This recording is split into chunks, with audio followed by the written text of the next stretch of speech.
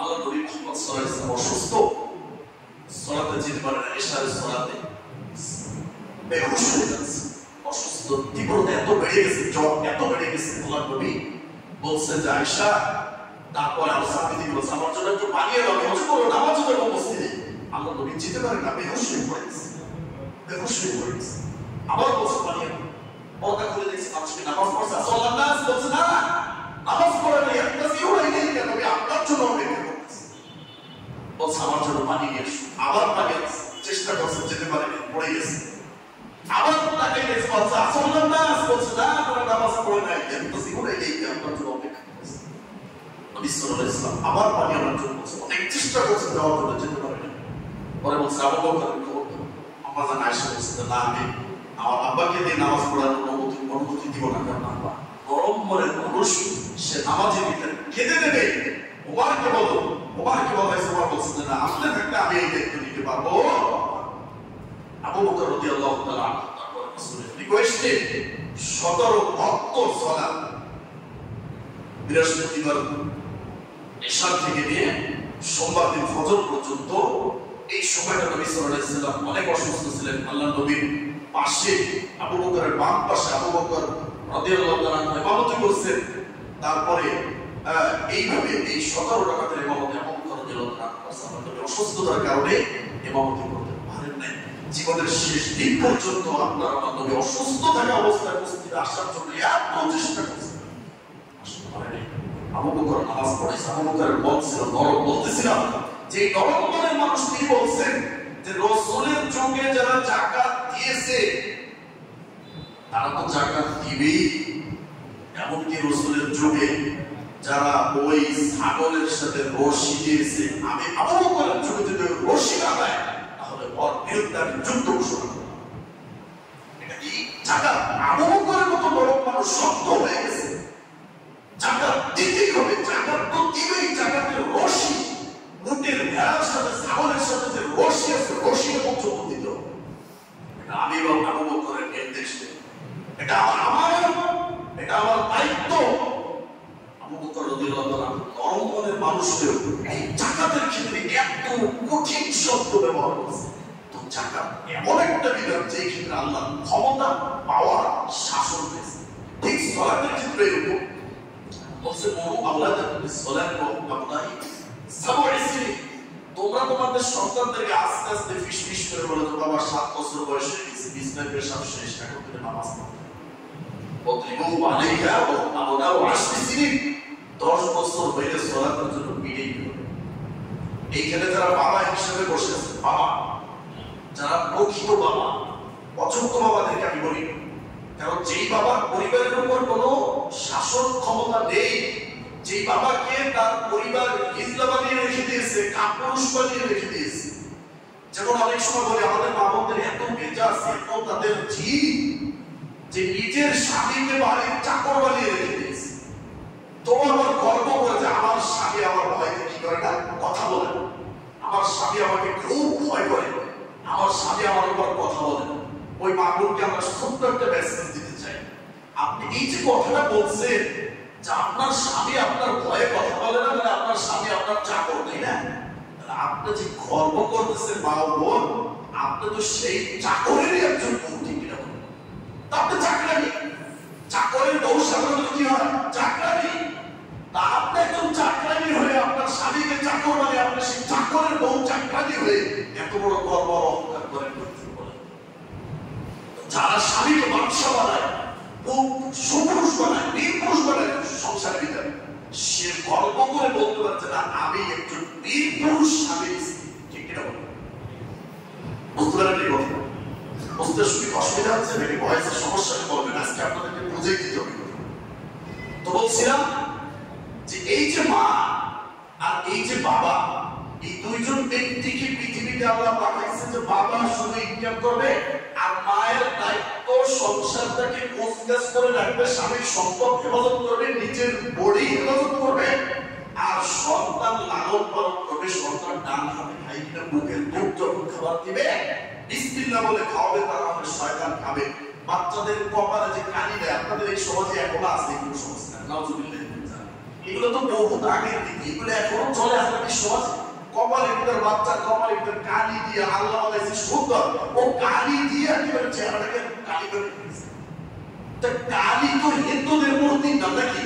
আপনার বাচ্চাকে কি মূর্তি বানাইছেন? নাউজুবিল্লাহ, নাউজুবিল্লাহ। এই জন্য আল্লাহ নবী বলছেন প্রত্যেকটা সন্তান ইসলামের উপর জন্মগ্রহণ করে তার মা বাবা খবিস মা বাবা তাকে ইহুদি বানায়, খ্রিস্টান বানায়, মূর্তি পূজন করে। ঠিক কিনা বলেন? এই সন্তানকে এখানে কালি দেওয়ার কোনো ক্ষমতা আছে না? একে দিয়েছে, আর মা দিয়েছে। ওর মা একটা মুশরিক, ওর মা একটা বেঈমান, ওর মায়ের কোনো লজ্জা নেই যে ইসলামের ভিতরে কালি শিরিক চলে না, যেখানে আল্লাহর সাথে সম্পর্ক বেদবি হয়ে যায়। আল্লাহর সাথে বেদবি করে আপনার বাচ্চাকে সুস্থ রাখবেন, এই জমিনে আল্লাহর অক্সিজেন দিয়ে সম্পর্ক সুস্থ করার মালিক কে?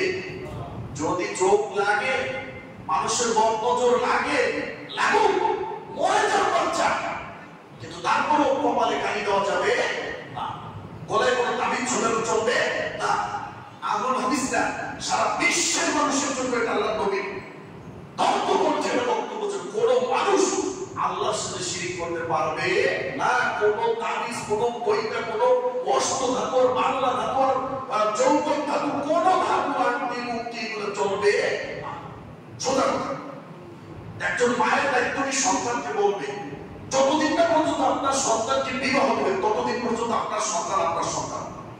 যেই দিন আপনি বিয়ে দেবেন সেই দিন আপনার সন্তান নেই, সে হয়ে যাবে জামাই। জামাইয়ের দায়িত্ব আপনার, জামাইয়ের দায়িত্ব আপনার না। সেই দিন সে আবার তার যখন সন্তান হবে সে হয়ে যাবে বাবা। এই জন্য একজন মানুষকে আল্লাহ দুনিয়াতে কত সম্মান দিয়েছিলেন। পৃথিবীতে আসছে সে ছেলে সন্তান, মাত্র সন্তান, তাকে সবাই জমানে আদর করে। এরপরে পরবর্তী স্তরে তাকে সম্মান দেখি সে একজন জামাই হয়ে গেছে। এই জামাই আদর আবার আলাদা হবে একজন মানুষ। আবার এই জামাই থেকে যখন সে কিছুদিন পরে বাবা হয় তখন তার বাবার সম্মান হয়। ওই সন্তান যখন আবার বিবাহ করে তখন সে হয়ে যায় কি দাদা। বুঝতে পারলেন? না না, একজন মানুষকে দুনিয়াতে 60 বছরের ভিতরে কত সম্মানের স্তর আল্লাহ রেখেছে দেখছেন। সন্তান হিসেবে আদর, জামাই হিসেবে আদর, নানা হিসেবে আদর, আইনকে আদর, দাদা হিসেবে আদর, আবার নিজেও শ্বশুর হওয়ার সময় করে সেই শ্বশুর হিসেবে আদর আছে। মানুষ শুধু একজন, বয়স কত? 60 বছর। এর ভিতরে সন্তান হয়েছে, শ্বশুর হয়েছে, জামাই হয়েছে, দাদা হয়েছে, নানা হয়েছে, কত কিছু হয়েছে। মানুষ তো একজন, বডি শারীরিক। বুঝতে পারলেন? জীবন মাত্র কয় বছর? 60 বছর। এর ভিতরে এতগুলো হয়ে গেছে, তারপর আর শুকরিয়া ডাকে না, বলে আল্লাহ আমাকে কিছুই দেয়। সবাই উপস্থিতি, প্রত্যেকটা মা বাবা কান খাড়া করে শুনে এখানে যারা বাবা মারা সবাই বলা করছেন, সন্তানকে বিবাহ আগ পর্যন্ত 7 বছর বয়স থেকে ভালোভাবে বলবেন, সাথে নিয়ে আসবেন। 10 বছর বয়স থেকে দরজায় রাখবেন। এখানে যারা আছেন হাত তুলে বলেন যে আমার সন্তানকে নামাজের জন্য আমি একদিন একটা বাড়ি দিচ্ছি, বলতে পারবেন? বলতে পারবেন? আল্লাহ যদি জিজ্ঞেস করে, এই আব্দুল সামাদ এদিকে আয়, তোর সন্তান 7 বছর বয়স থেকে তো নামাজ পড়ে নাই, 10 বছর বয়সে তো পিটাইতে হবে, আমি যে হাদিস দুনিয়াতে জানিয়ে দিয়েছি একদিনও পিটাইছস? আরে একজন ইমাম তো একজন সমাজের জন্য সে কয়টা মানুষকে ধরে নামাজ আনবে বলে। কিন্তু প্রত্যেকটা মানুষ যদি এই সমাজে নামাজের জন্য যদি সন্তানকে পিটাইতো, যদি বলতো ও ঘুমাইতে পারে ওর জীবন আছে বলে ওকে মসজিদে গিয়ে সালাম করতে হবে, ওর জীবন নাই, ওর উপর থেকে সালাত মাফ হয়ে গেছে। সাহস যতদিন আছে নামাজ পড়তে হবে। মা বাবা গালি মারে আরো, কিন্তু আপনার জাহান্নামের আগুন থেকে আপনার সন্তানকে বাঁচান। সন্তানের ভয়তে মায়ের মধ্যে একটি সাহস মানে কেন এই সন্তান এরকম ভালো, আপনি জন্ম দিয়েছেন নাকি আরেকজন জন্ম দিয়েছেন? আপনার জন্ম দেওয়া সন্তান কেন আপনার চোখের দিকে তাকিয়ে কথা বলে? সন্তানকে ঘুম থেকে টাকা যাবে না মানে সন্তান রাগ হয়ে যাবে। আপনার সন্তান 10 তলা বিল্ডিং করছে, বাচ্চা হাতে একটা বেলুন নিয়ে খেলা করতেছে, বেলুনটা নিচে পড়ে গেছে। বাচ্চাটা কি করবে বলেছে? জিবরাইল, আপনারা যে কথা বলেন যে জিবরাইল আলাইহিস সালাম রাসূলের কাছে এসে বললেন যে ফাখবিরনি আন ইসলাম, আপনারা ইসলাম সম্পর্কে জানান। তিনি বললেন যে ইসলাম আশহাদু আল্লা ইলাহা ইল্লাল্লাহ ওয়া আন্না মুহাম্মাদান রাসূলুল্লাহ। এক। দ্বিতীয় নম্বর হচ্ছে কি তুকিমুস সালাহ ওয়া তুতিয়াজ যাকাত ওয়া তাসুমু রমাদান ওয়া হুজ্জাল বাইতা ইন ইসতাতা ইলাইহি সাবিলা। ক্বালা সাদাকতা ফাজিদা ইয়াসআলু ওয়া ইউসাদ্দিকু। বলতেছে যে প্রশ্ন করে সেই আবার বললো যে আমরা সত্য বলছেন, আশ্চর্য হয়ে গেলাম যেটা কেমন ফাজিলটা যে প্রশ্ন করছে সেই বলছে যে হ্যাঁ বাবা আপনি সত্য বলছেন, তার মানে ইসলাম এটা ঠিক আছে। ইসলামের এখানে যেটা ইসলাম একজন মুসলিম তার জন্য ইসলাম কয়টা জিনিস দিচ্ছে এখানে? 5টা। একটা হচ্ছে কালিমার সাক্ষ্য দিতে হবে, দ্বিতীয় নম্বর পয়েন্ট হচ্ছে সালাত, তিন নম্বর কি যাকাত, তারপরে হজ, তারপরে রমজানের রোজা। দেখেন এই যে 5টা বিষয় আমাদেরকে দিল, এই 5টা বিষয়কে আমরা, এটা হচ্ছে একজন ইসলাম একজন মুসলিমের বাহ্যিক আমল, এটা যদি তার না থাকে তাহলে তাকে মুসলিম বলা যাবে না। আর অভ্যন্তরীণ ভিতরগত যেটা আমল সেটা কয়টা বলেন? 6টা। সেটা হচ্ছে ঈমান, তখন সে একজন মানুষ ঈমানদার। আর যখন সে ইসলাম গ্রহণ করলো, ঈমান আনলো পরিপূর্ণ 6টা বিষয়ের পর, এরপরে যখন সে আমল করতে থাকবে আস্তে আস্তে আস্তে আস্তে উপরের পর্যায়ে উঠবে। আল্লাহ রাব্বুল আলামিন বলছেন ওই কুল্লি উম্মতি, আল্লাহ রাব্বুল আলামিন বলছেন প্রত্যেককে তার আমল অনুযায়ী মর্যাদায় উন্নীত করা। তো প্রথম ইসলাম, তারপরে ঈমানদার, তারপরে মুত্তাকি। আর আল্লাহ কি বলছেন? ওয়াইদাত লিল মুত্তাকিন, আমি মুত্তাকিদের জন্য জান্নাতকে সাজিয়েছি। ছোট্ট একটা উদাহরণ দেন। ধরেন সমাজে অনেক সংগঠন থাকে, ক্লাব থাকে, তাই না? তো একটা সংগঠন বলতে হলে আপনার 20 জন 25 জন 30 জন লোক থাকে। সবাই কি সভাপতি থাকে? একজন থাকে কি সভাপতি, আরেকজন থাকে সাধারণ সম্পাদক। এই দুইজনের কাজ বেশি, আর বাকি ধরেন আমরা সবাই কি সদস্য। এখন বলেন যে সভাপতি ওই সংগঠনের নেতা, তার মর্যাদাটা কতটুকু বলেন? একটু বেশি। এরপর যে সাধারণ সম্পাদক, তার মর্যাদা একটু তার থেকে নিচে। কিন্তু যারা সদস্য, পাবলিক যারা, এই সদস্যের মূল্যায়নটা কিরকম? ওই সভাপতির মতো না সেক্রেটারির মতো না তাদের মতো? এরা সাধারণ পাবলিক, কোনো মতে আছে নামের সদস্য এখানে, কিন্তু আসলে তাদেরকে মানুষ ওইভাবে চিনেও না, মূল্যায়নও করে না। যতটুকু মূল্যায়ন করবে একজন সভাপতিকে, যতটুকু মূল্যায়ন করবে একজন সেক্রেটারি। ঠিক তেমনি ভাবে এই যে ঈমান, ইসলাম, মুত্তাকি, এটা একটা সংগঠন। ইসলাম আপনি মুসলিম, তার মানে আপনি সাধারণ সদস্য। আর যখনই আপনি সেক্রেটারি হলেন মানে আপনি ঈমানদার এবং সেক্রেটারি। আর একেবারে সর্বোচ্চ পদ যেটা মুত্তাকি, সেটা হলো কি সভাপতি। এখন বলেন সভাপতির দাম বেশি না সাধারণ সম্পাদকের দাম বেশি না সদস্যর দাম বেশি? সভাপতির দাম বেশি। তাহলে আমরা কি হইতে চাই সবাই? বলেন সভাপতি না সাধারণ সদস্য? সবাই সভাপতি হতে চাই। তো এই ক্ষেত্রে যদি আমরা সবাই সভাপতি হই, মুত্তাকি হয়ে যাই, আল্লাহর কিছু হবে? কোনো সমস্যা আছে? কিন্তু দুনিয়ার সংগঠনে যদি সবাই সভাপতি হতে যায় তাহলে কিন্তু বেজার লেগে যাবে, মারামারি লেগে যাবে, একটা হাঙ্গামা সৃষ্টি হয়ে যাবে। তো বলছিলাম যে আমলগুলোকে 2 ভাগে আমরা ভাগ করব, যেটা কলেমা এটা শেষ।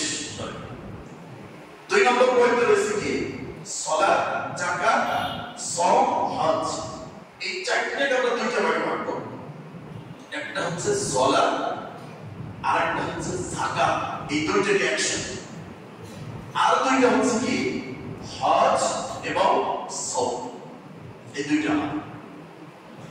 তো হজ আর সওমের ক্ষেত্রে আল্লাহ রাব্বুল আলামিন বিশেষ দয়া, অনুগ্রহ, তারপরে তার মানে দয়া রয়েছে। যেমন একজন ব্যক্তি যদি সিয়াম থেকে ঈদের বেলা কিছু খায়, কেউ কি দেখবে বলেন? ও শুধুমাত্র আল্লাহকে ভয় করে, আল্লাহর বিশেষ দয়া রয়েছে ওর প্রতি, যার কারণে ও কিছু খায়। হজের ক্ষেত্রে মানুষের আনন্দ, দয়া, আগ্রহ, এটা যেমন একজন মানুষ সারা জীবনে যখন মক্কা মদিনায় হজ করতে যায় তখন তার আনন্দের কি থাকে না, শেষ থাকে। এটা হচ্ছে কি আল্লাহর ভালোবাসা, দয়া, অনুগ্রহের বহিঃপ্রকাশ। কিন্তু সালাত এবং যাকাত এমন দুটি বিধান, এই ক্ষেত্রে আল্লাহর ক্ষমতা, শাসন, তার পাওয়ার তিনি দেখিয়েছেন। যাকাত যদি কেউ না দেয়, যাকাত আছে তো এই সমাজে অনেক মানুষ আছে যারা জাকাত দেয় না, তারা গরিবের টাকায় বড় গরিবের টাকা। কারণ 1 লক্ষ টাকায় 2500 জাকাত দিতে হবে। আপনি যদি 1 লক্ষ টাকার মালিক হন, 2500 জাকাত আপনি দেবেন, আপনার বাবা দেবে, দাদা দেবে। এটা ইসলামের ভিতরে দ্বিতীয়। তা না হলে আপনি গরিবের সম্পদ ভোগ করে বড় লোক হচ্ছেন, বাড়ি বানাচ্ছেন, ওই বাড়ি টিকবে না। দুনিয়াতে টিকবে ওই বাড়ি, কিন্তু ওই বাড়ি বদলে টিকবে না। ওই টাকা দিয়ে বিজনেস দিবে, বিজনেস সহজে ঘেপে যাবে। ওই বিজনেস দিলে ঝাড় পোকা থাকবে, আপনাকে কামড়াবে। ওই টাকা দিয়ে ফ্যান করবে, ফ্যান ঘুরবে না। ওই টাকা দিয়ে এসি দেবেন, এসি বেশি দিন চলবে না, নষ্ট হয়ে যাবে। কারণ ওটা গরিবের টাকা আপনি মেরে ফেলছেন। জাকাত দিতে হবে প্রতি বছর। 1 বছর পড়লে জাকাত দিতে হবে। আপনি বাধ্য, জাকাতের টাকা আপনি খান মানে আপনি ফকির, আপনি অসহায়, আপনি গরিব। এরকম গরিব অসহায় সমাজে বা বাংলাদেশে আসলে নাই বলেন। সবাই যদি ঘরের সাথে যত কোটিপতি রয়েছে সবাই যদি জাকাত দেয়, ঘরের সাথে একজন রিকশাওয়ালাও থাকবে, যার বাড়ি নেই কিনছে না, সেও 10তলা বাড়ি করে বসে থাকবে যদি জাকাতের টাকা দেয়। তাই সবাই যদি আমরা জাকাতের টাকা দিতাম, ওই ব্যক্তি ধনী হয়ে যেত, গরিব, ওই গরিব আমার আরেকজনকে জাকাত দিত, সমাজ থেকে দরিদ্রতা দূর হয়ে যেত। কিন্তু জাকাত আপনাকে দেয়, এটা কিছু মনেই করেন না, তুই খাওয়ার সমস্যা নেই। জাকাতের টাকা জমাই থেকে বুড়ি বাড়িতে আসবে, তার জাকাতের ক্ষেত্রে শাসন। আবু বকর রাদিয়াল্লাহু তাআলা তিনি এত বড় একজন গরম মানুষ, আল্লাহ নবীর মৃত্যুর আগে 17 ওয়াক্ত নামাজ ইমামতি করে আবু বকর